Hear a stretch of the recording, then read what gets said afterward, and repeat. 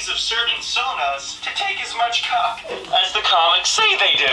We had a lot of reasonable candidates apply for our first case study, considering this fandom seems to be made up of a bunch of whores, y'all sluts. But considering that we visited their work a whole bunch within the last few videos over the last few weeks, it seems only fitting that we start with the Dalmatian who can fit the entire nation up his rear. Sea Salt has been an active character for a good chunk of the last decade, and been the subject of the last few nights with my right paw. For the sake of this video, we're going to be sticking with the comics available on Yipper.xyz, which is an amazing website that absolutely deserves your support. If you don't know about it, it's just a comic reading website. It's pretty good. It's owned by furries, run by furries, you know what I mean? They didn't pay me about any of this, you know, I just think they're a good website and they need support, so.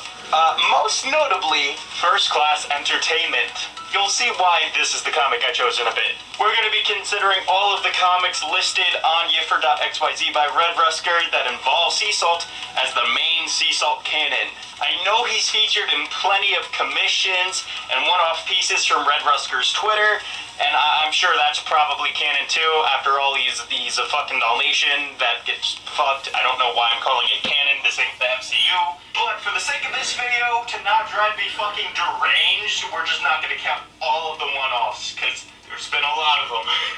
But in order to determine how much Sea Salt actually fit in his back end, we gotta figure out how big Sea Salt actually is. If this doesn't become a meme picture, I'm gonna be pretty disappointed in my community. Just like, it's right here, come on. I'm sure anyone could just ask Red Rusker, like, how tall Sea Salt is, but like, the overcomplicated, dramatic bitch that I am, I took the hard way. The way to find Sea Salt's actual size is actually hidden within the first page of First Class Entertainment.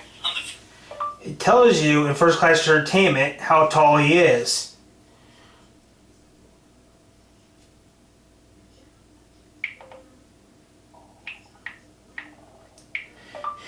Sea Salt is shorter than I am.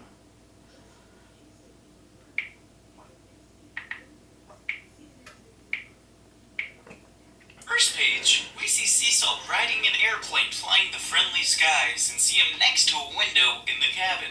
A standard airplane window is about 12.5 inches high, meaning that Sea Salt's head is around, I want to say 9 inches tall or so. However, the average human head is about 8.5 inches. This confirms that seemingly, Sea Salt has a normal human-sized skull, and since this character is anthropomorphic, I think it's a safe assumption to make that the entirety of their anatomy has human proportions as well. Listen, just roll with it, okay? If we can assume that Sea Salt has a regular sort of human head, then that means we can also reasonably assume that Sea Salt has a, well, human prison wallet. He fits stuff up his ass, okay? I don't know what else to call it, YouTube, but...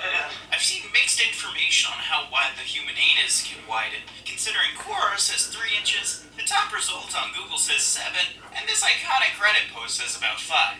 Keep in mind that this is for the average anus. And well, judging by the amount of fisting content that I partake in, this doesn't necessarily apply to everyone if you apply a little bit of practice. So how wide can we reasonably say that Sea Salt's anus is supposed to be? Let's say 5 inches, since that's the result I've seen across most articles I browsed. However, according to emergency room doctors, and again, the vast amount of adult videos I've browsed in my lifetime, it appears that 5 inches is merely the default, as bedposts, live eels, and other large items that fit up into a patient's prison wallet. Like, what the fuck?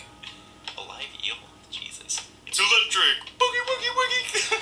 But just because you can stretch something doesn't mean you should. If you push it too far, your nerve signals can get wrecked and you'll end up shitting yourself. Or, you know, causing septic shock and death.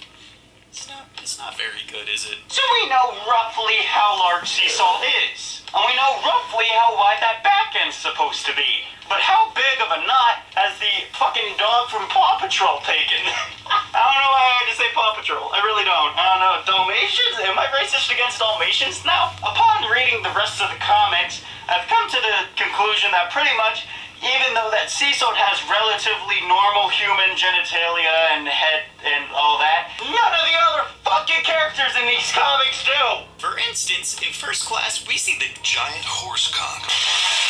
When later, we see a Wolfnoth that's just as large, if not larger. So what the fuck? Obviously cannot show any of this, but the fact that this twink is alive in itself is a miracle. But at last, we have a good reference. On page 60 of First Class, we see another version of the giant horse cock, but this time, actively 100% reached and next to Sea Salt's head.